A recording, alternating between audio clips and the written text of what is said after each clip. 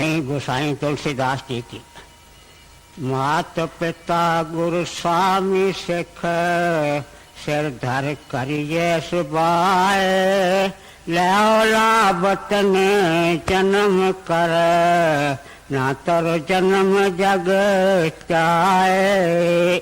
मात पिता गुरु स्वामी सिख सिर धर करिए सुबाए, लौला बतन जन्म कर ना तर जन्म जग चाहे।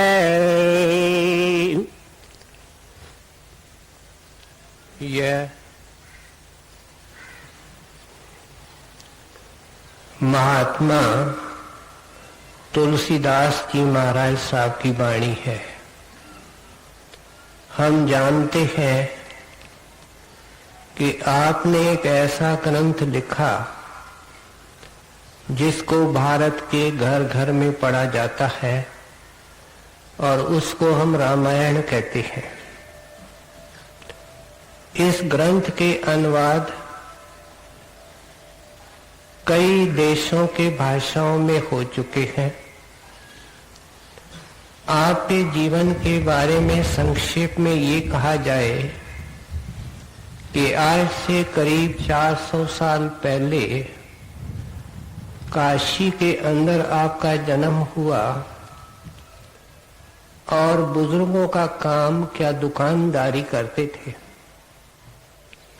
पत्नी से विशेष मोह था, मैं विशेष कहता हूं, और इतना मोह था कि कोई घटना ऐसी घटी जिस पर पत्नी ने टोक दिया कि जितना प्यार जितना मोह आपने मेरे शरीर के साथ किया है, अगर उतना भगवंत और राम से करते तो मट्टी से सोना बन जाते।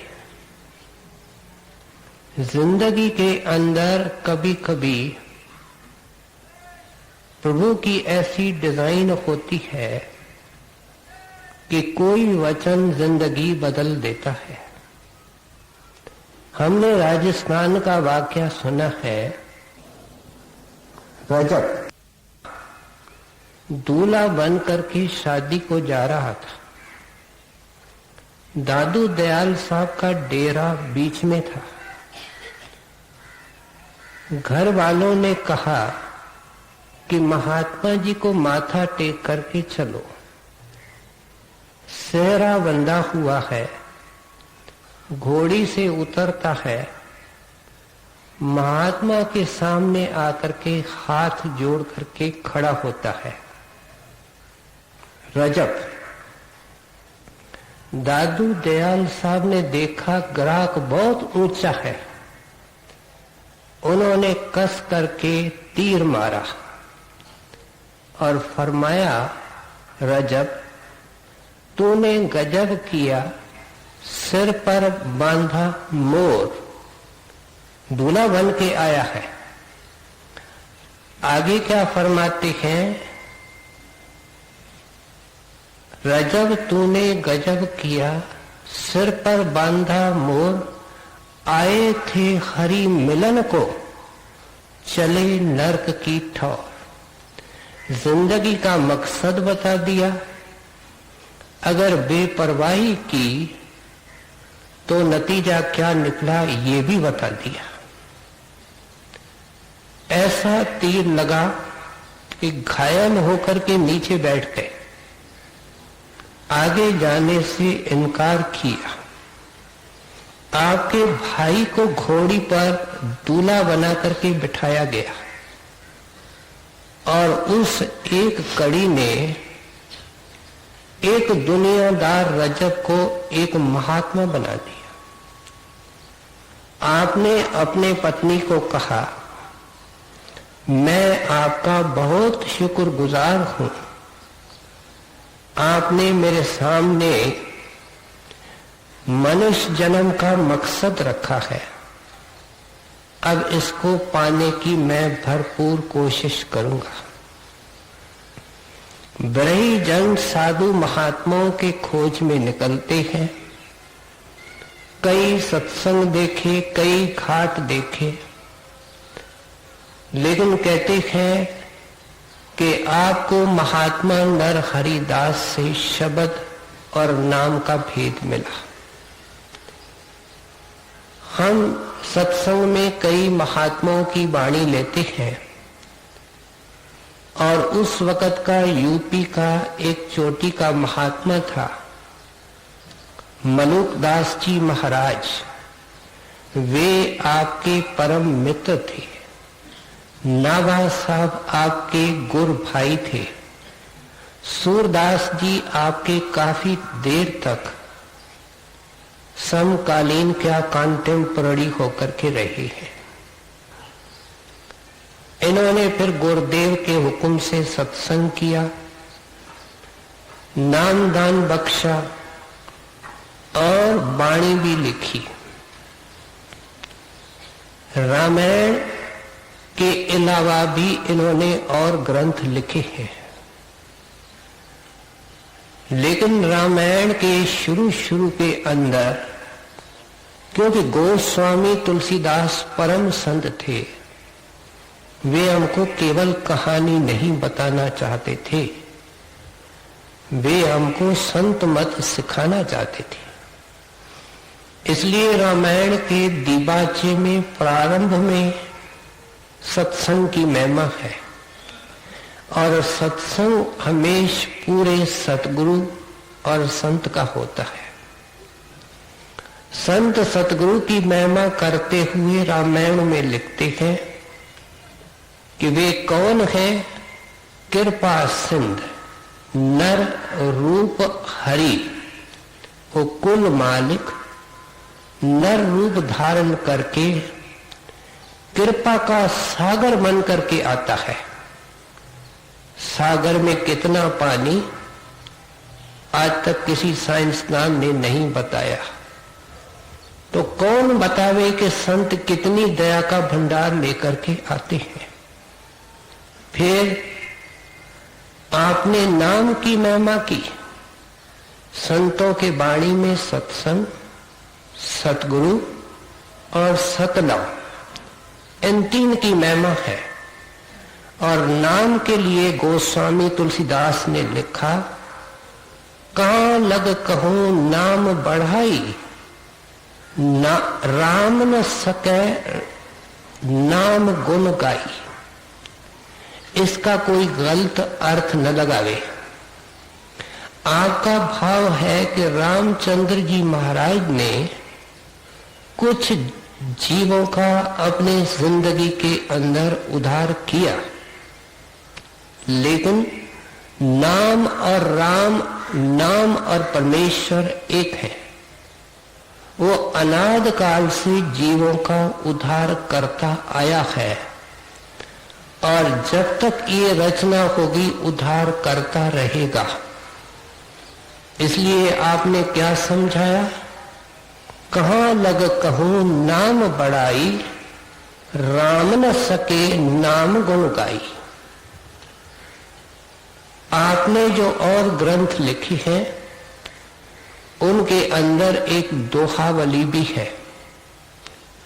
उस दोहावली से आज हम कुछ दोहे आपके श्रवण कर रहे हैं। पहला दोहा हमने सुना, आप फरमाते हैं, गुर मात पिता स्वामी सिख। कहते मेरे गुरुदेव मेरे माता पिता हैं, फिर स्वामी है, फिर मेरे शिक्षक है, रूहानी टीचर है।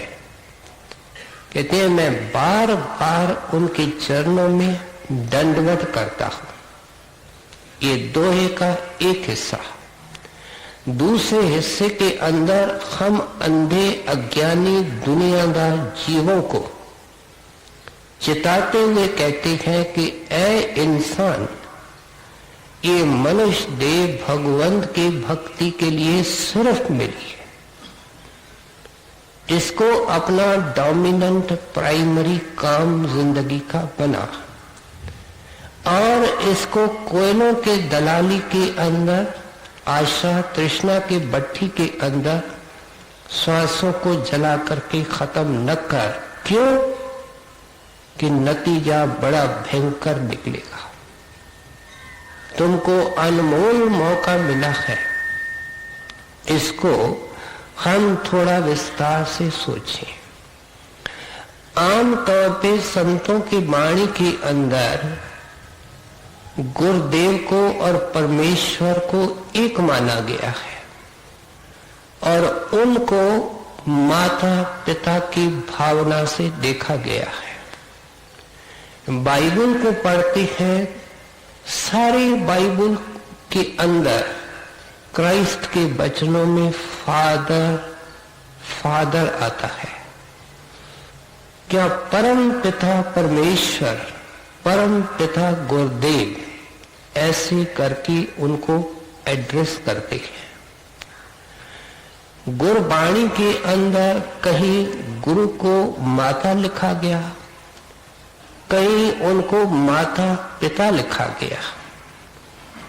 जैसे जो जननी सुत जन पालती, राखी नदर मंझार, त्यों सतगुर गुर सिख राखता, हर प्रीत प्यार। यहां गुरुदेव को जननी कहा, जैसे वो सुत क्या बेटे का ख्याल रखती है। इस तरीके से गुरुदेव सेवक की प्रतिपाल करता है। फिर आया, तुम मात पिता हम बारक तेरे, तुम्हारी कृपा में सुख घनेरे। यहां गुरुदेव को माता और पिता कहा। हम सार वचन से बेनती पढ़ते हैं, सतपुरुष तुम सतगुर दाता, सब जीवन के पित और माता। तो ये भाव कि परमेश्वर और गुरु की एकता है और उनको उन्होंने पिता और माता के भाव से सोचा, देखा, समझा और एड्रेस किया। कहते हैं मेरे गुरुदेव मेरे माता पिता है। अब माता पिता के जरिए जीव संसार में आता है, जन्म लेता है। इस तरीके से गुरुदेव के जरिए वह दुनिया के अंदर, परमार्थ के अंदर जन्म लेता है। गुरबाणी के अंदर आया, सतगुरु के जन्मे गवन मिटाया। गुरु नानक देव जी की वाणी है। कहते हैं जिस दिन मेरा गुरुदेव के घर में जन्म हुआ, एक अटल निर्णय हो गया, सतगुरु के जन्मे गवन मिटाया।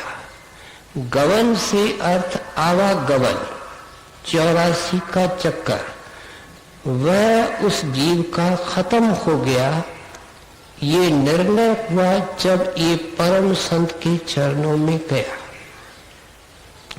फिर बाइबल के अंदर एक अजीब वचन आता है। क्राइस्ट फरमाते हैं, accept when you are born again you cannot see the kingdom of God। जब तक तुम दूसरा जन्म नहीं लेते हो, तुम परमेश्वर के देश का दर्शन नहीं कर सकते हो। आपका इशारा है एक जन्म जो माता की तरफ से होता है, दूसरा जन्म जो गुरु की गोद के अंदर होता है। बड़े हजूर से जब कभी पूछते थे, अर्ज करते थे कि हजूर आपका जन्मदिन कौन सा है, कुछ लोग उलझन पैदा करते हैं, तो हजूर कहते थे कि जो वो समझते हैं वो मेरा जन्मदिन नहीं, मेरा जन्मदिन 15 अक्टूबर है, जब श्री बाबा जी महाराज ने परम दया करके मुझे चरणों की शरण दी थी, नाम दान बख्शत। एक मुसलमान दरवेश जिज्ञासु के रूप में था। उम्र निकल गई, 70 साल में दरवेश ने दया की। अंदर में ब्रह थी, अगर ब्रह हो तो बुढ़ापा रुकावट नहीं, और मेहनत इतनी की कि उस नाम का तेज जो अंदर आता है वो चेहरे पर भी आ गया। लोग पूछते थे, बाबा इतना बूढ़ा है लेकिन तेरे चेहरे पे इतना तेज और नूर कैसे? तेरी उम्र कितनी है? तो वह बुजुर्ग कहता था कि मेरी उम्र 6 साल है। जब मेरे मुर्शिद ने मुझे कलमे का और नाम का भेद दिया, साथ में दया के भंडार दिए और मुझे अंदर रब के दर्शन कराए। उससे पहले मैं आंखों से नीचे शरीर रूपी कब्र के अंदर मुर्दा था। जिंदगी कब शुरू होती है? जब सत्संगी अंदर में प्रकाश देखता है। जिंदगी तब शुरू होती है जब अंदर में ये कीर्तन सुनता है। हम भली नाम में सत्संगी हैं, लेकिन जिंदगी वहां से ही शुरू होती है। इसलिए कहते हैं कि जैसे माता पिता केवल जन्म नहीं देती है, लेकिन बच्चे के जन्म होने से उनकी जिम्मेवारी शुरू हो जाती है, उनकी पालना पोषणा करती है। माता पिता कितने खुश होते हैं जब बच्चा लायक होता है, विद्वान होता है, मान शान कमाता है, खानदान का नाम ऊंचा करता है। इस तरीके से गुरुदेव भी चाहते हैं कि ये असूलों पर खड़ा हो, नाम की कमाई करके ऊंचा बने और शब्द को पकड़ के इस दाग को मिटाए जिस कलंक ने इसको जुगों से बंधा कर रखा है, परेशान कर रखा है। और जब ये हालत हुई तब गोस्वामी तुलसीदास जी कह रहे हैं, मेरे सचमुच गुरुदेव माता पिता से भी बढ़कर है, क्योंकि रिश्ता दुनिया का उसमें नुक्स भी बहुत मिलते हैं। बल्कि ये दुनिया तो क्या त्रिकुटी तक स्वार्थ है, किसी को दोष देना नहीं। अगर कोई हमसे पूछे अव्वल नंबर का स्वार्थी कौन, तो सत्संगी का जवाब होना चाहिए कि ये आपके सामने बंदा बैठा है, मेरे से बढ़कर के कोई स्वार्थी नहीं। यहां से लेके ब्रह्म के चोटी तक स्वार्थ है।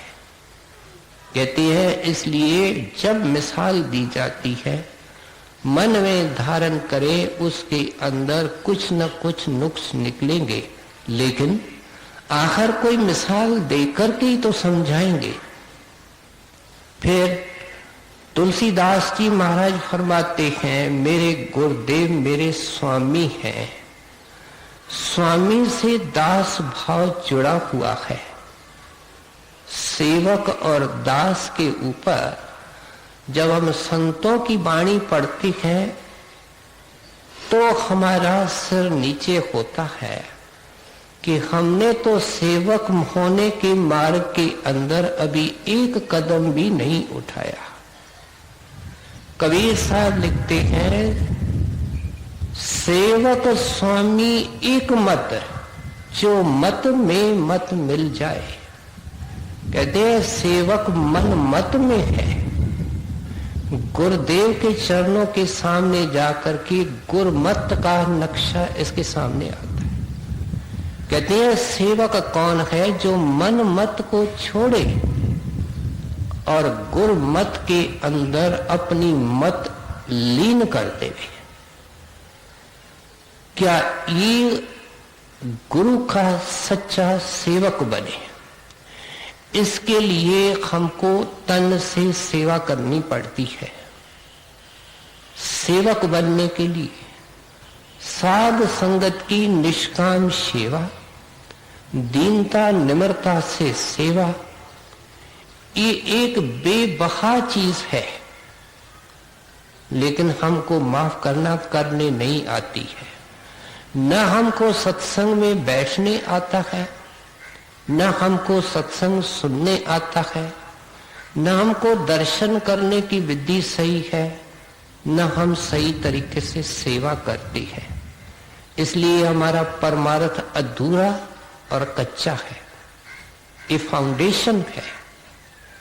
इसलिए कहते हैं कि जब ये काम करने लगता है तब ये बहुत सारी दासता और गुलामी से निकलने लगता है। हम पहले इस तन के दास हैं, थोड़ा सा सुख नहीं मिले, थोड़ी सी सुविधा नहीं मिले, शरीर के अंदर कोई बेआरामी हो, हमारे लिए ये दुनिया अंधकार से भर जाती है। कहते हैं इसका अर्थ क्या कि हम तन के दास हैं और फिर इसके अंदर बैठ कर के हम कुटुंब कबीले का, परिवार का, बच्चों का दास हैं। माता को जब बच्चे की चिट्ठी 1 साल के बाद मिलती है और उसको किस तरीके से खोलती और पढ़ती है, ये हमने देखा है। और उस वक्त वो माता भी नहीं रहती है,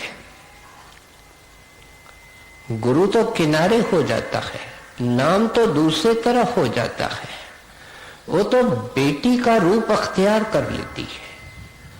कहती है फिर ये देखता है कि मैं और मेरा कुटुंब सुखी तब रहेगा जब पैसा होगा। इसलिए पैसे का पुजारी बन जाता है, पैसे का दास बन जाता है। इसलिए किसी ने इतनी चोट मारी कि न ईसा न मूसा, बड़ा पीर पैसा। ये दुनियादारों के लिए है, लेकिन हमारी भी यही हालत है कि पहले तो माया इकट्ठी करो, पैसे इकट्ठे करो, फिर वक्त मिलेगा तो सत्संग में जाएंगे, दर्शन करेंगे, और जब वक्त आएगा तब भजन करेंगे। तो तुलसीदास जी महाराज की इस दोए की भावना क्या है कि सब प्रकार की दास्ता, सब प्रकार की गुलामी बेटा तोड़ो और गुरु के शरण के अंदर आओ। फिर आप कहते हैं मेरे गुरुदेव मेरे शिक्षक हैं, रूहानी टीचर हैं। ये जो बाहर की विद्या है उसका अपना स्थान है, लेकिन अगर ये ज्यादा मन के अंदर होती है तो परमार्थ में रुकावट हो जाती है। क्योंकि पढ़े लिखे आदमी दलीलबाजी में उलझे होते हैं, तर्क और वितर्क, सवाल और जवाब, इसमें उलझे होते हैं। और नतीजा होता है कि जो सवाल करता है और जवाब देता है वे सब हृदय के पटल पर या स्लेट पर लकीरें फिरती है, और जितनी स्लेट पर लकीरें होगी गुरु उसके ऊपर प्रेम का अक्षर लिखना चाहता है, वो कैसे लिखे? उन सारे लकीरों को मिटाने का उपाय सतगुरु देता है और वह सिमरन है। सिमरन करते करते सिमरन की गहरी अवस्था पैदा होगी और ये नन्हा बालक बनेगा। कितना विद्वान है, कितना बाहर से ज्ञानी है, लेकिन सिमरन करने से ये बच्चे जैसा निर्दोष और मासूम बनने लगता है और सतगुरु देखता है कि अब स्लेट साफ हो रही है और वो लिख देता है प्रेम। प्रेम क्या है? अंदर का प्रकाश। प्रेम क्या है? अंदर का स्वरूप। प्रेम क्या है? अंदर का कीर्तन। मैं बार बार बेनती करता हूं कि परमार्थ बाहर ले, इसलिए है कि हमको अंतर्मुख करे।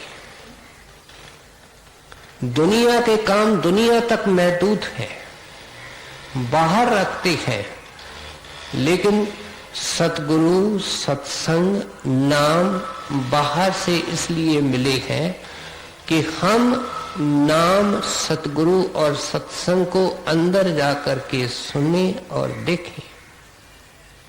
इसलिए कहते हैं कि मेरे गुरुदेव ने, क्योंकि संतों के सभा में अनपढ़ आदमी आमतौर पे जब भी पूर्ण संत आए, उन्होंने सबसे ज्यादा लाभ उठाया। हजूर फरमाया करते थे, पढ़े लिखे आदमियों को समझाते हुए, आपको प्रेम का कोई ज्ञान नहीं, कोई बोध नहीं। प्रेम का नजारा देखना है तो पहाड़ों के अंदर जाकर के देहाती लोगों को देखो, सत्संगियों को देखो। सत्संग में आती है बहन भाई, हाथ जोड़ते हैं, हजूर का दर्शन करते हैं, हाथ जुड़े होते हैं, 2-2 घंटे समाधि लगी होती है। कहते हैं ये कौन है? जिनको अंदर की विद्या मिली है। विद्या 2 किस्म की होती है, एक परा, दूसरी अपरा। एक बाहर की विद्या, दूसरी अंतर की विद्या। मुसलमान इसको इल्मे सफीना का बाहर की विद्या और इल्मे सीना अंदर की विद्या कहते हैं। कहते हैं मेरे सतगुरु ने पहले मेरे जैसे मूढ़ को, अज्ञानी को सत्संग के द्वारा बाहर की विद्या दी। एक बात याद रखें कि ये जो हम संतों की वाणी सुनते हैं, महाराज साहब का सत्संग सुनते हैं, या उनके याद में कहीं भी इकट्ठे होकर के सत्संग सुनते हैं, ये केवल सुनने के लिए नहीं है। सत्संगी को सुन सुन करके इतना समझदार और सूझबूझ वाला होना चाहिए कि कोई भी जिज्ञासु संत मत के ऊपर कोई सवाल करे तो बड़े भरोसे और विश्वास के साथ उसको समझा सके। हम कहते हैं इसके लिए तो तुम फलाने के पास जाओ, तो हमने 10 साल 20 साल 30 साल सत्संग सुन के क्या किया? हमने क्या याद किया, क्या समझा? कहते हैं मेरे गुरुदेव ने दुनिया की क्या असलियत है, दुनिया के कामों की क्या कीमत है, अंदर हमारे लिए क्या इंतजार कर रहे हैं, सुख शांति के भंडार किस तरीके से मिलते हैं, इसका खोल खोल करके उल्लेख तो सत्संग के अंदर कर दिया। साथ में समझा दिया ये तेरी कमियां, ये तेरी कमजोरियां, क्योंकि एक संत हैं जो लिहाज नहीं करते। दुनिया का आदमी कोई हमारा नुक्स नहीं बताएगा, क्योंकि अगर बताने लगे तो वो हमारे लिए अजनबी हो जाएगा, हमसे कोई फायदा नहीं उठा सकेगा। संतों ने लेना कुछ नहीं, इसलिए सत्संग में खोल खोल करके हमारे तकसीरों की, नुक्सों की, कसरों की तस्वीर खींच करके हमारे सामने लाते हैं कि इनको ठीक करो, इनको दुरुस्त करो, फिर ही अंदर की खिड़की खोलेगी। कहते हैं उसका असर लेकर के फिर नाम की कमाई की। गोस्वामी तुलसीदास जी कहते हैं, और उन्होंने अंदर बहार दे दी। अज्ञान पीछे रह गया, कांटे पीछे रह गए, चिंताएं पीछे रह गई। अब तो फूलों के सड़क पर चलते हैं, आंखें बंद करें आंखें खोलें, दिन हो रात हो, हम अंधेरे के अंदर नहीं। गोस्वामी तुलसीदास जी कहते हैं उन्होंने बाहर से हमको पढ़ा लिखा करके फिर अंदर से भी हमको पढ़ा लिखा लिया, अंदर की विद्या दे दी। वो अंदर की विद्या एक अक्षर, जिसके लिए गुरु साहब ने वाणी के अंदर क्या लिखा, एक अक्षर हर मन वसे नानक होत निहाल। गुरुदेव मेरे हृदय रूपी स्लेट पर एक अक्षर लिख दो, नानक निहाल हो जाएगा, उसका तन मन ठंडा हो जाएगा। सो इसलिए आप इस दोहे के द्वारा समझाना चाहते हैं कि उस सतगुरु की तलाश करो जो साहिब का रूप है, उससे प्रीत करो जैसे नन्हा बालक माता पिता से करता है, उनको अपने जीवन का आधार मानता है और उनकी आज्ञा मान करके सत्संग करो, सेवा करो और असूलों पर रह करके करो, प्रेम सहित निम्रता से करो और खूब नाम की कमाई करो और अंदर के पट खुलेंगे तो सच्चा ज्ञानी ध्यानी बन जाएगा। दूसरे हिस्से के अंदर क्या कहते हैं, भजो गोविंद भूल मत जाओ, मानुष जन्म का यही लाहो। बार बार संत हमको याद दिलाते हैं कि एक ही लाहा है, एक ही लाभ है मनुष्य जन्म का, भजो गोविंद। गोविंद को भजने का मतलब है खुशी, शांति, तसल्ली तब आएगी जब अंदर में उस गोविंद की गर्जना सुनेंगे, उसका कीर्तन सुनेंगे। भूल मत जाओ सिमरन को, जो सिमरन तेरे को उसके साथ जोड़ेगा उसको मत बेटा भूलो, बहन भाई उसको हरदम याद रखो। तुलसी साहब को आगे सुनिए। माता पिता गुरु स्वामी सिख, सिर धर करिए सुभाए, लैला बतन जन्म कर, न तर जन्म जग जाए। निर्गुण ते यही बात बड़, नाम प्रभाव अपार, कहो नाम बड़ राम ते, निज विचार अनुसार। जो चेतन को जड़ करे, जड़ करे चैतन, अस समर्थ रघुनाथ के, बजै जीव सो धन्य। अब समझाते हैं मेरे गुरुदेव ने मेरे ऊपर क्या दया की और किस तरीके से की।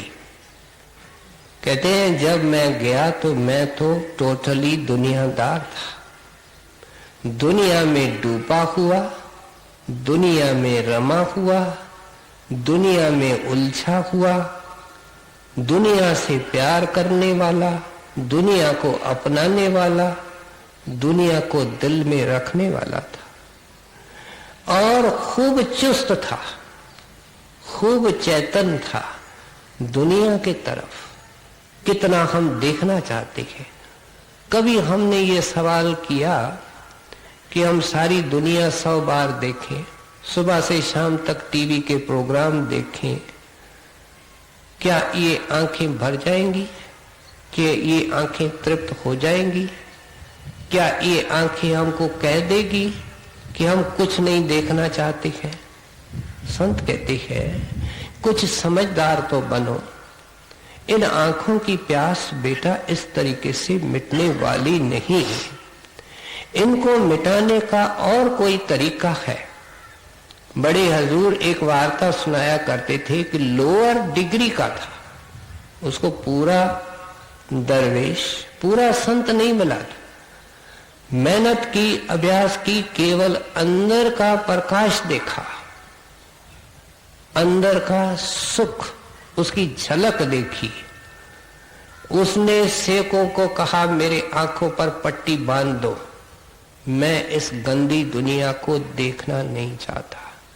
संत मत ये नहीं सिखलाता है, लेकिन बड़े हजूर फरमाया करते थे कि ये आंखें इस तरीके से तृप्त होगी, ये कान इस तरीके से तृप्त होंगे, ज़ुबान जब अंदर के अमृत को चखेगी तब तृप्त होगी। सो इसलिए आप समझाते हैं कि मैं जब उनके चरणों में गया तो देखना चाहता था, सुनना चाहता था, दुनिया की चीजें अपनाना चाहता था, सबसे मोह और प्यार फैला करके बैठा था। उन्होंने सत्संग सुना करके, चोटें मार करके, शिक्षा दे करके मुझे पहले तो जड़ किया और फिर एक बार जड़ करके मुझे जड़ से फिर चेतन किया। देखने के अंदर ये कॉन्ट्रडिक्शन इन टर्म्स है, अटपटी बात है, लेकिन तुलसीदास जी महाराज इसको खुद समझा रहे हैं। कहते हैं फिर जैसे भिरंगी कीड़े को पकड़ती है और उसको पहले चोटें मारती है, मार मार करके उसको करीब करीब बेजान कर देती है, उसके कीड़े के सोचने की सब शक्तियां खत्म कर देती है, उसके सोच विचार रहता नहीं। फिर भिरंग या भिरंगी उसके ऊपर गुंजार करता है और वह कीड़ा केवल उस भिरंग के गुंजार को सुनता है और कुछ नहीं। नतीजा क्या होता है कि वो बदलने लगता है और उसकी काया भ्रंग जैसी बनने लगती है। ये मिसाल परमार्थ में इसलिए दिया जाता है कि जब ये सतगुरु के चरणों में आता है तो ये उस कीड़े के तरह होता है, लेकिन ये फिर जब सिमरन करके उस शब्द को सुनने लगता है तो ट्रांसफॉर्म होता है और उड़ करके गुरुदेव की तरफ चला जाता है, ऊपर चला जाता है। इसलिए आप समझाते हैं, वाणी के अंदर कबीर साहब ने लिखा, गुर को कीजिए दंडवत कोट कोट प्रणाम, कीट न जाने भृंग को वे कर ले आप समान। कहते हैं आज तुलसीदास को गुरुदेव ने अपने जैसा कर दिया है। कौन से तुलसीदास को? जो पहले कीट था, जो दुनिया के तरफ चेतन था और मालिक के तरफ जड़ था, अब उल्टा हो गया, मैं संसार की तरफ सो गया और मालिक की तरफ जाग उठा। कहते हैं जिस महापुरुष ने मेरे जिंदगी के अंदर ये काम कर दिया उसका शुक्र। संत जब करते हैं तो जुबान थक जाती है, जब लिखते हैं तो कलम रुक जाती है, और जब सोचते हैं तो उनके आंसू थमते तक नहीं है। कहते हैं कौन सी शुभ घड़ी थी, कौन सा वो शुभ वेला था जब सतगुरु ने अपने चरणों में बुलाया और इस अंदर के नाम का भेद दिया, अपना बल दिया, अपनी पौरश दी। बड़े हजूर ने बाबा जी महाराज से नाम दान लेकर के एक काम किया और वह था भजन और सेवा। लेकिन एक दिन भजन में बैठे थे तो बाबा जी ने आकर के फरमाया, बाबूजी क्या कर रहे हो?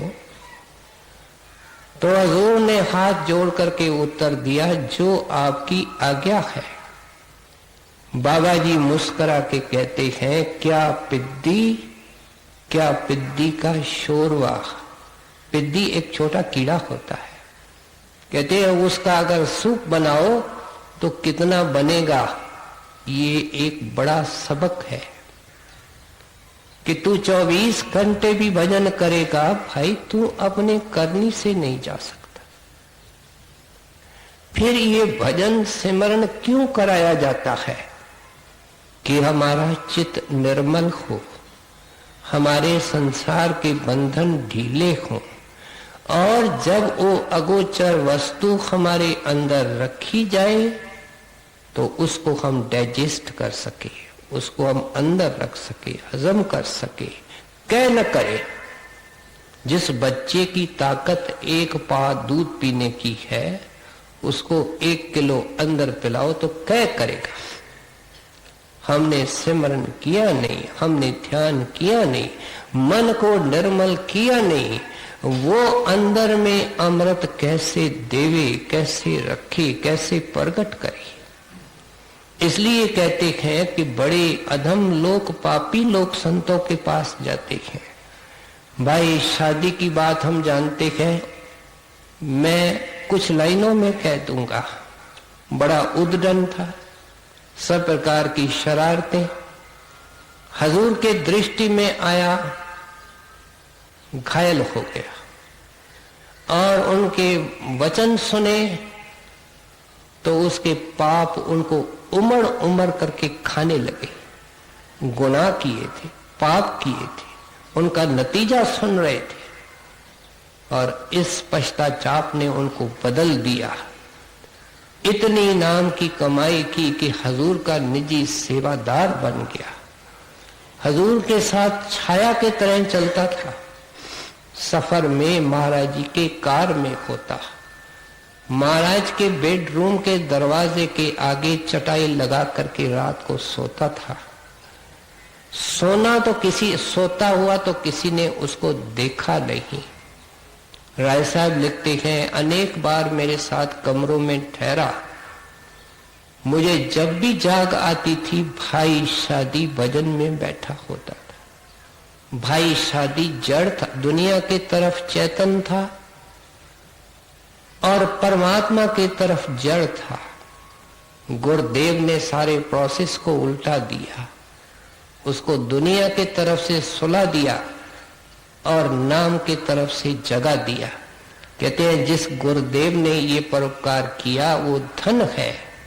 मेरे पास कोई जुबान नहीं, मेरे पास कोई कलम नहीं, मेरे पास कोई शक्ति नहीं कि मैं उनका परोपकार बयान कर सकूं। बटनों को नीचे। जो चेतन को जड़ करे, जड़ करे चैतन्य, अस समर्थ रघुनाथ के, भजय जीव सो तान्य। राम नाम रटबो पलो, तुलसी खता न खाए, लड़काई में पैर बो, दोखे बूढ़ न जाए। एक एक कड़ी के अंदर बहुत सुंदर मिसालें देकर के समझाते हैं। कहते हैं नदियां होती हैं, नदियों को पार करने के लिए मलाह किश्तियां रखते हैं और उनकी सारी जिंदगी इसमें निकलती है। मुसाफिरों को इस पार लेना, उस पार पहुंचाना, वहां से चलना, इस तरफ आना।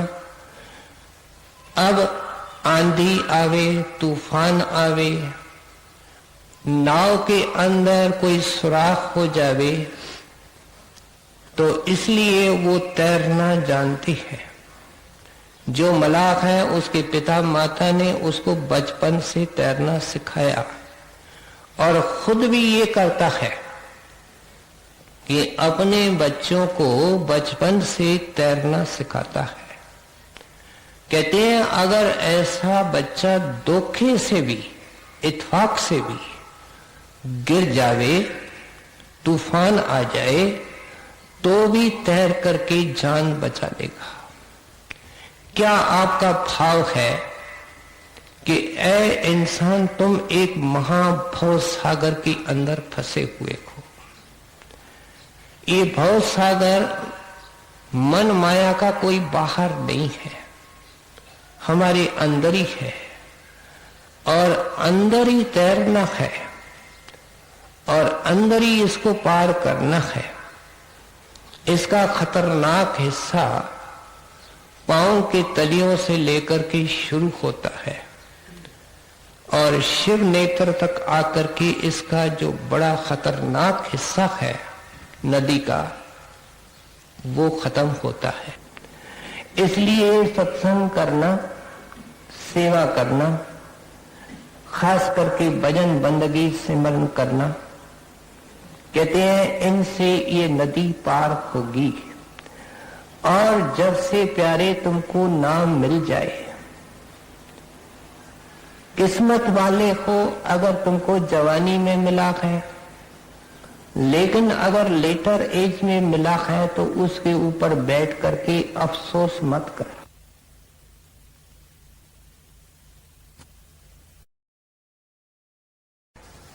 लेकिन अगर लेटर एज में मिला है तो उसके ऊपर बैठ करके अफसोस मत कर।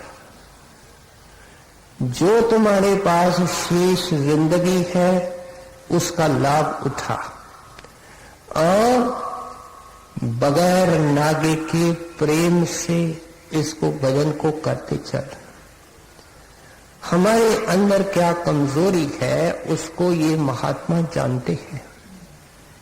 कहते हैं आम आदमी, उसका मन उसको दुनिया में साथ देता है और परमार्थ के अंदर बेपरवाही करता है, बल्कि जबरदस्ती करो तो विद्रोह करता है, रिवोल्ट करता है।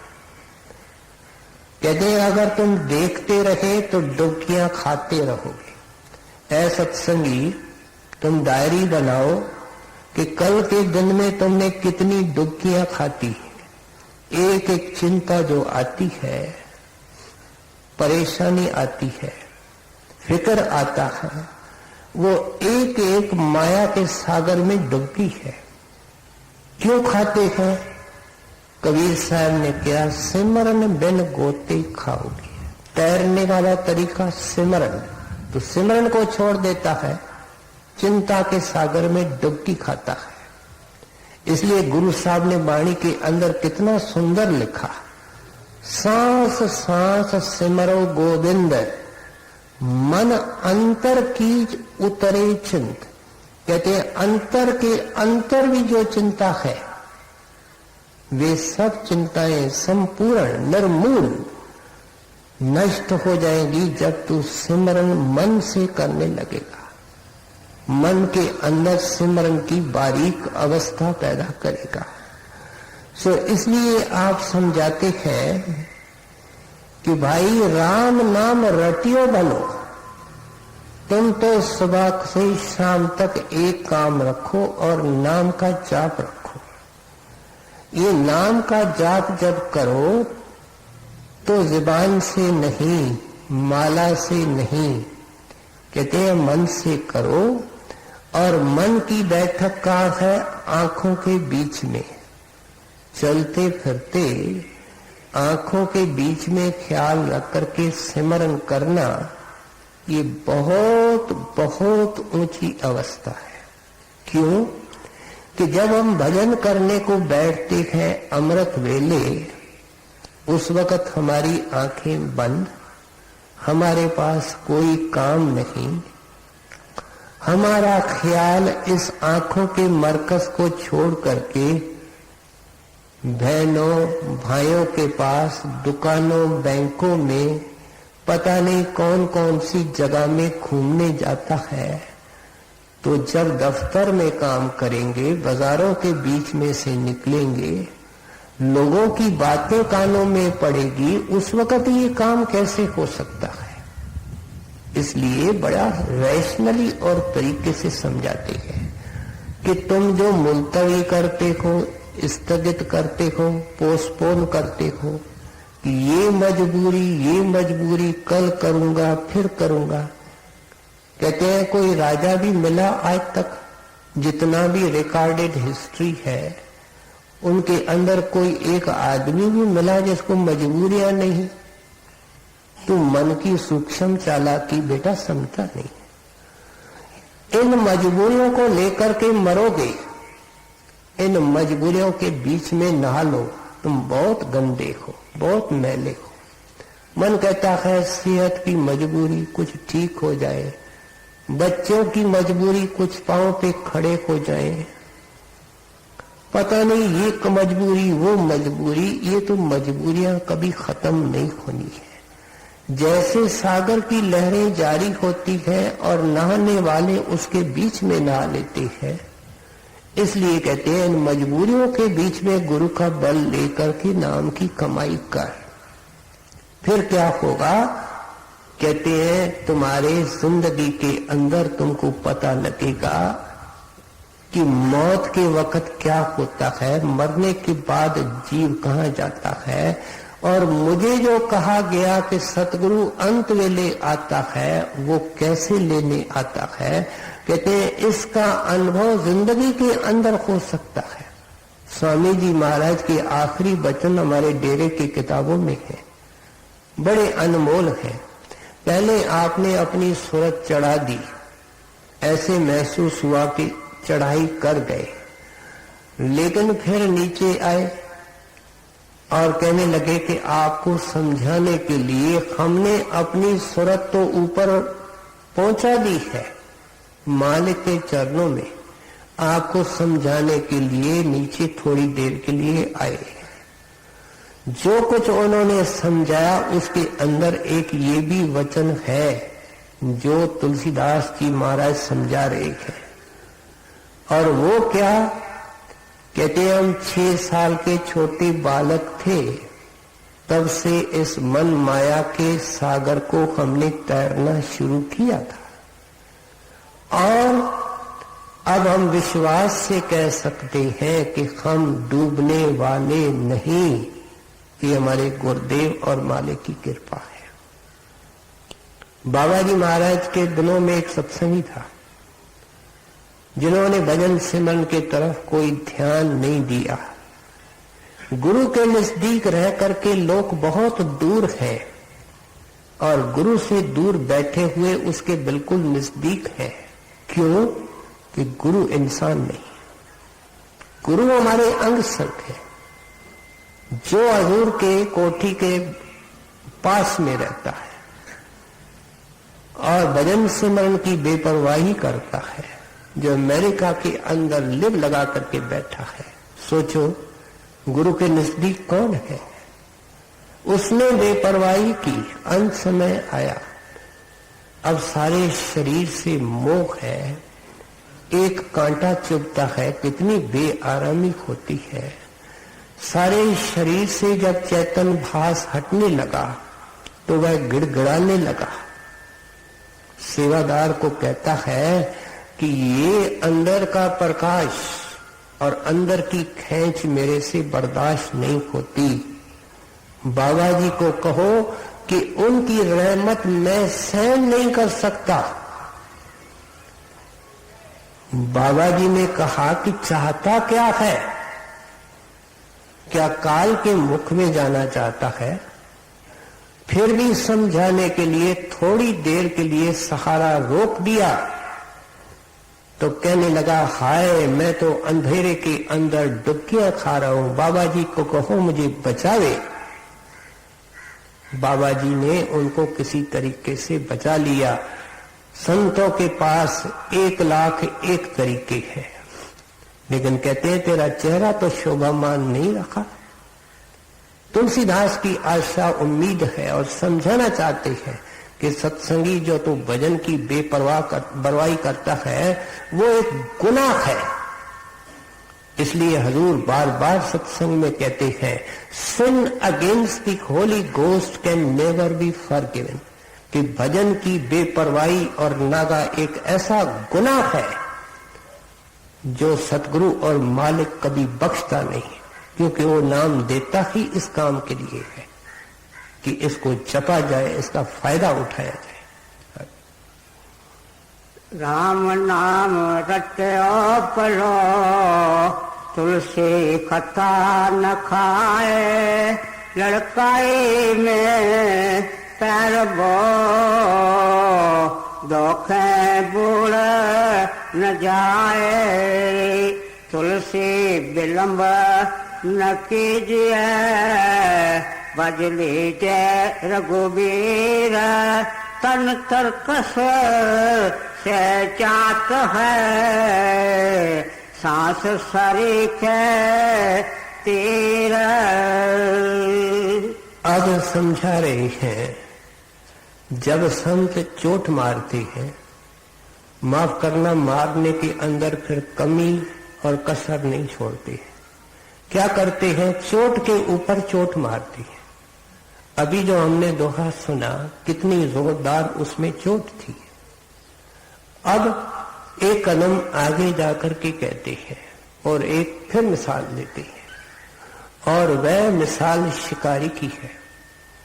कहते हैं शिकारी का काम है शिकार करना, खुद खाना, बच्चों को खिलाना। वह तरकस में तीर डाल करके प्रातः काल को निकलता है, जंगल में जाता है, लेकिन बेपरवाह है, बेजिम्मेवार है, और अपने तीरों को इधर उधर बगैर पूरे निशाने के चलाना शुरू करता है। कहते हैं शाम को नतीजा क्या निकलेगा कि उसको कोई शिकार नहीं मिलेगा और खुद भूखा मरेगा, उसके बच्चे भूखे मरेंगे। इस मिसाल को लेकर के तुलसीदास जी समझाते हैं, तन तरकस से जात है, सांस सरीखे तीर। कहते हैं तू शिकारी है, क्या तुमने मन माया को खत्म करना है, दुनिया के प्यार को खत्म करना है, एक एक को लेकर के उनको मारना है। संत मत में चींटी को भी नहीं छेड़ना, लेकिन मन को मारना, इंद्रियों को मारना, इसकी छूट मिली हुई है और खूब छूट मिली हुई है। कहते हैं तुमने तो तीर दुनिया की तरफ फैला दिए, परमार्थ में नहीं लगाए, और नतीजा क्या होगा? कहते हैं कि जब ये तरकस खाली हो जाए उस वक्त बेटा पछताएगा। हजूर तो ऐसे दिल छेड़ने वाले शब्दों के अंदर कहा करते थे कि उस वक्त ही सुनते सुनते लोगों के आंखों से आंसू बहते थे। कहते हैं आपने कोई दुकानदार देखा जिसके दुकान में रोज 24,000 का 24,000 का घाटा हो, और वो दुकानदार आप सब हैं। हजूर हमको कहा करते थे कि आपके दिन में 24,000 श्वास फिजूल जा रहे हैं और कोई परमार्थ का निशाना नहीं लगता, कोई परमार्थ की कमाई नहीं होती है। तो इसलिए आप समझाते हैं सांसों की कदर करो, कोई जिंदगी का भरोसा नहीं। हम आए दिन रिपोर्टें अखबार में, टीवी में पढ़ते हैं, लेकिन समझते हैं किसी और लोगों के लिए है। तूफान आया, सिर्फ 5 मिनट आया, घरों के घर आबाद हो गए, मछियारे डूब गए, उनकी किश्तियां उलट गई, झोपड़ियां ढह गई, मकान उड़ गए, लोग मर गए, उनकी जायदादें दब गई। भूकंप आया आधे घंटे के लिए, सैकड़ों हजारों मकान दब गए, उनके बैंक के बैलेंस दब गए। कहता क्या था? मैं मर जाऊंगा तो मेरी पत्नी को पैसे मिलेंगे, उसको नहीं मिले तो मेरे बच्चों को मिलेंगे। कहाँ गया उसका कुटुंब, कहाँ गए उसके दस्तावेज, सारे जमीन के अंदर दब गए। कहते नहीं सुनते हो, नहीं पढ़ते हो, तुम तो लंबी लंबी योजनाएं बना करके बैठे हो जब तुम्हारा तरकस खाली हो रहा है, और पता भी कुछ नहीं कि कितने तीर इसमें बाकी हैं। आज का दिन है, कल का दिन है, 1 महीना है, 1 साल है, कोई भरोसा नहीं। इसलिए कबीर साहब ने क्या कहा? क्या भरोसा देर का, बिनस जात छिन माए। हट्टा कटा जवान है, कभी कोई हार्ट अटैक नहीं हुई, रात को सोया बातें करते हुए, चाय पीते हुए, कार में चढ़ते हुए। कहते हैं आओ संभालो, क्या हो गया? जब डॉक्टरों के पास ले जाते हैं, डॉक्टरों के सिर नीचे, हम मजबूर हैं, चला गया। कबीर साहब क्या कहते हैं, क्या भरोसा देह का बिनस जात छिन माए, सांस सांस सिमरन करो। कहते हैं आप दवा बताता हूं, उपाय बताता हूं, सांस सांस सिमरन करो और यतन कुछ ना। अगर तुम पूछोगे कोई और ऑल्टरनेटिव है और कोई उपाय है, कबीर साहब कहते हैं बिल्कुल नहीं है। जब श्वास का कोई भरोसा नहीं तो उसी श्वास को नाम में लगाओ। इसलिए फिर कहते हैं यह दम हीरा लाल है, गिन गिन गुर को सौंप। इस वक्त जो श्वास निकल रहा है प्यारे, उसकी चौकीदारी कर, एक एक सिमरन में लगा, ध्यान में लगा, गुरु को अर्पण कर और वो धन तेरा ऊपर जमा होगा जिसको लेकर के बाइज्जत तू ऊपर दरगाह में जाएगा। तुलसी बिलमना कीजिए, बजले जय रघुवीर, तन तरकस से जात है, सांस सरीख तीर, तात तीन अति प्रबल खल, काम क्रोध अरुलोभ, पुण्य विटान नितान मन, करे निमख माहे शोभ। तुलसी मीठे बचन ते, सुख उपजत चौर, वशीकरण यह मंत्र है, तज दे बचन कठोर।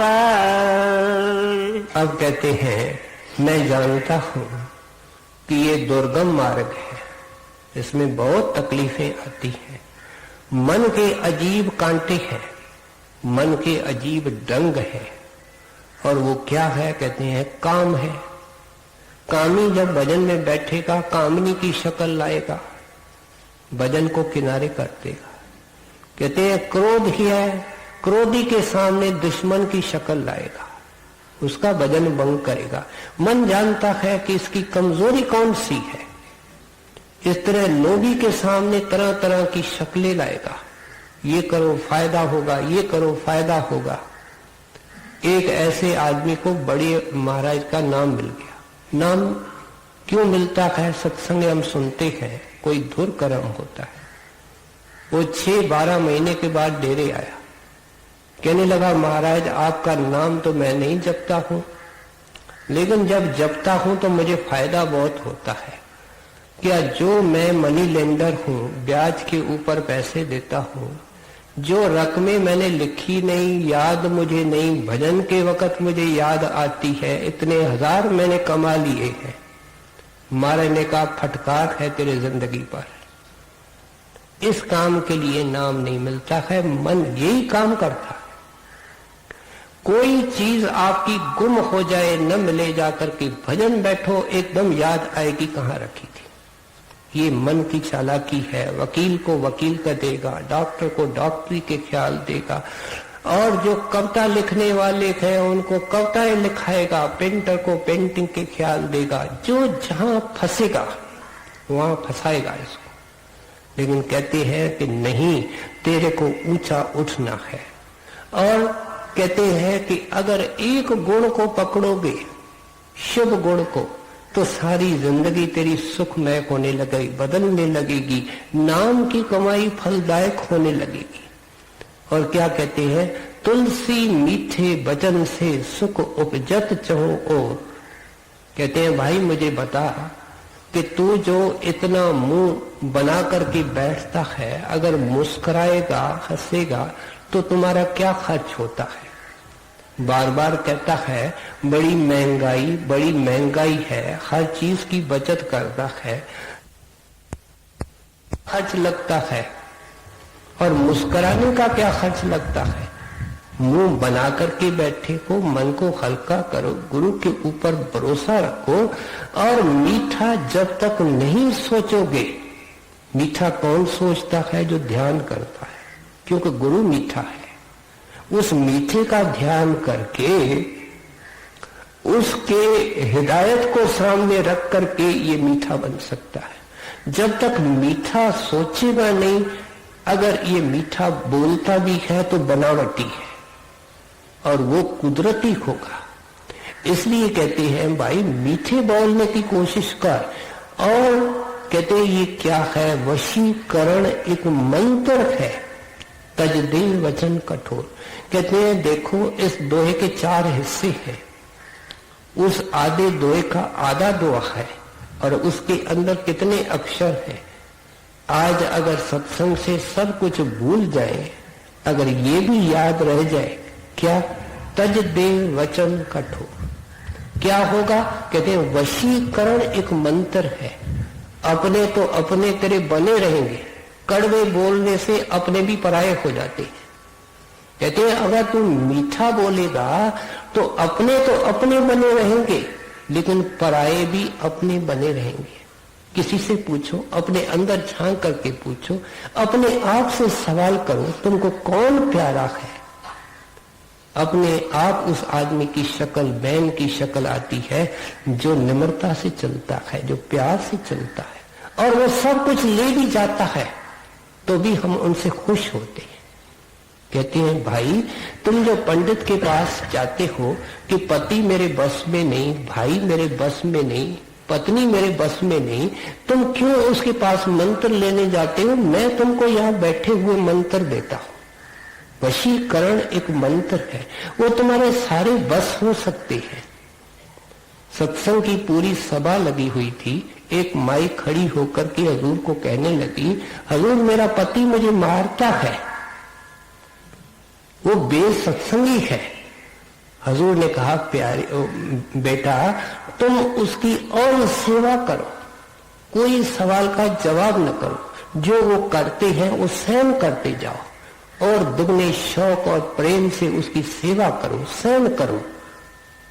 गुरु तेरे अंदर है, अपने आप वो बदलेगा, अपने आप पछताएगा। जब सवाल का जवाब करते हैं बात बिगड़ती है और सत्संगी होकर के सबका नुकसान होता है। तो इसलिए समझाते हैं कि प्यार से तो परमेश्वर बस आ जाता है, और की क्या बात करनी है। शेख सादी लिखते हैं कि मुझे दरवेशों के संगत का शौक था। एक बार एक का महिमा सुनी, उसके घर गया तो उसके पत्नी ने कहा वो हक हलाल की रोटी कमाते हैं, जंगल में लकड़ियां इकट्ठी करने गए। मैं गया।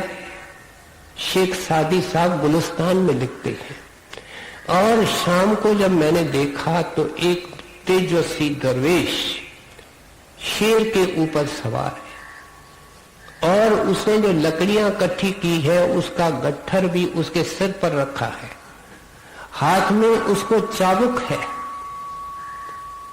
ध्यान से देखने से पता चला कि चाबुक कोई लकड़ी और डोरे का नहीं था, एक बड़ा सांप था, उससे शेर को चला करके आ रहे थे। ये दरवेश दिलों के मालिक होते हैं। सेवक को गुरु के पास जाता नहीं है, गुरु सेवक को बुलाता है। जहां सादी साहब खड़े थे वहां उसने शेर को रोका और नाम लेकर के बोला, सादी घबराते क्यों हो? क्योंकि सादी ने जब ये दृश्य देखा तो उसके तो छक्के छूट गए, बेचारा सुन्न हो गया। कहते हैं घबराते क्यों हो? और वो सबक पढ़ा दिया जो सारे परमार्थी शिक्षा का सार है। दरवेश ने कहा जो खुदा से प्यार करता है उसे सब प्यार करते हैं, जो खुदा से डरता है उसे सब डरते हैं। ये कारण है कि ये शेर इस तरीके से मेरी लकड़ियां लेकर के मेरे हुक्म के अंदर चल रहा है, क्यों? मैं खुदा से प्यार करता हूं, खुदा से डरता हूं।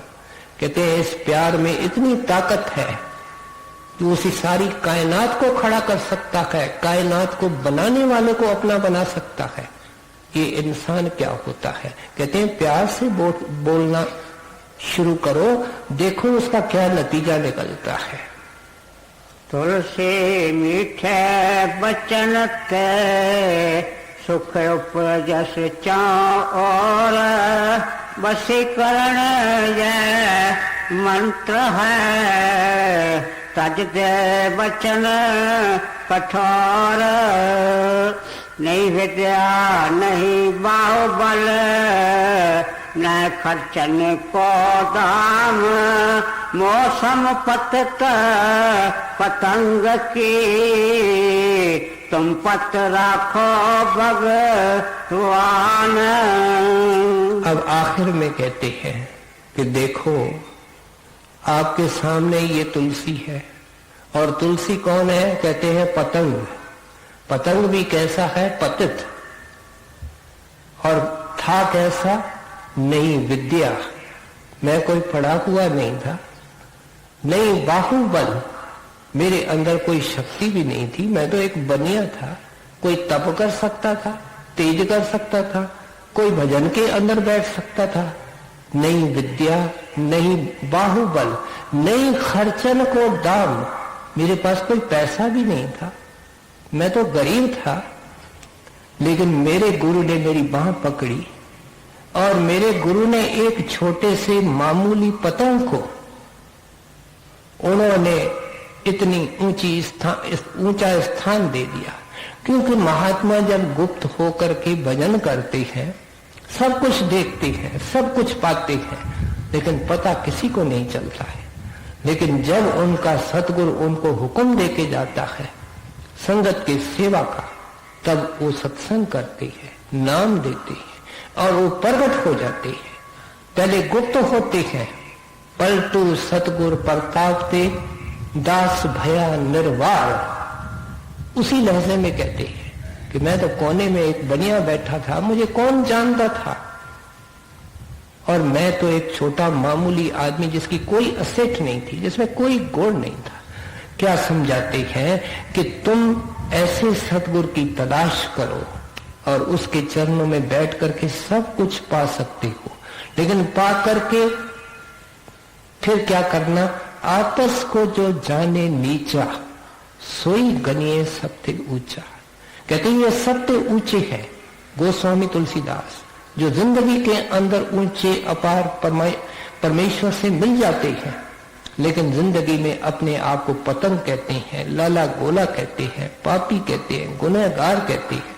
आए दिन हम वाणी के अंदर सुनते हैं। कहते हैं निम्रता की शुरुआत बाहर से हो सकती है।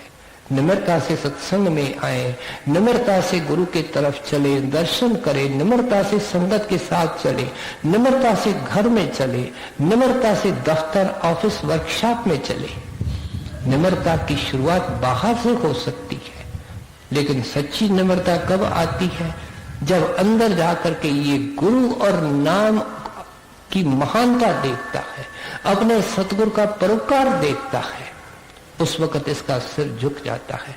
बड़े सुंदर तरीके से देखो, वही महात्मा है जिसके पुस्तक को लोग पढ़ते हैं और सिर्फ पढ़ करके उसको बंद करते हैं। ये भी एक बहुत बड़ा शुभ कर्म है, लेकिन मुक्ति का कारण नहीं हो सकता। मुक्ति कैसे मिलेगी, शांति कैसे मिलेगी? इसलिए आज हमने इस महात्मा के चंद दोहे सुने। इन्होंने समझाने के अंदर कोई कमी और कसर नहीं छोड़ी कि इंसान के निजात और मुक्ति का रास्ता क्या है। नहीं विद्या नहीं पाओ बल, न खर्चन को दाम, मौसम पतत पतंग की, तुम पत राखो भगवान। राधा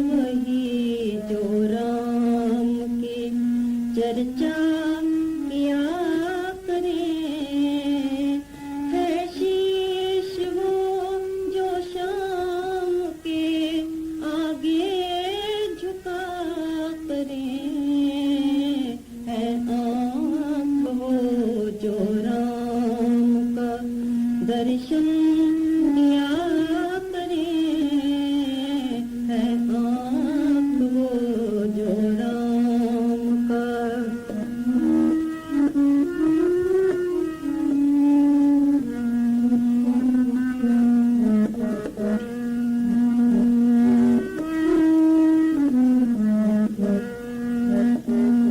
इन हाथों से धन कितना कमाया तो क्या किया,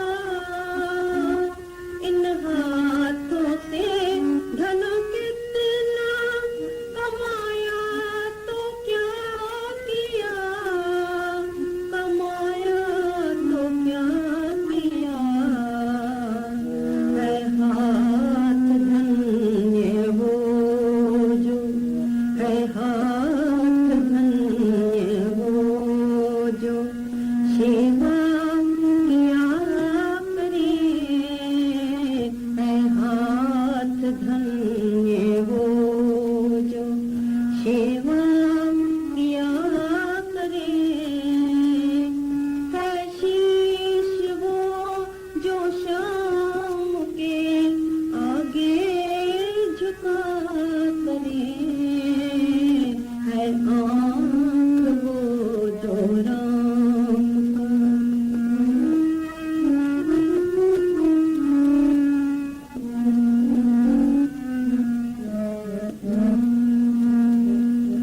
विषयों की राह पर सदा ये पाँव ही पड़े, विषयों की राह पर सदा ये पाँव ही पड़े, सदा ये पाँव ही पड़े, है पाँव वो जो राम की राह पर चला करे, है पाँव वो जो राम की राह पर चला करे, है शीश वो जो शाम की आगे झुका करे, है आँख वो जो राम का दर्शन किया करे, है आँख वो गुरुदेव का दर्शन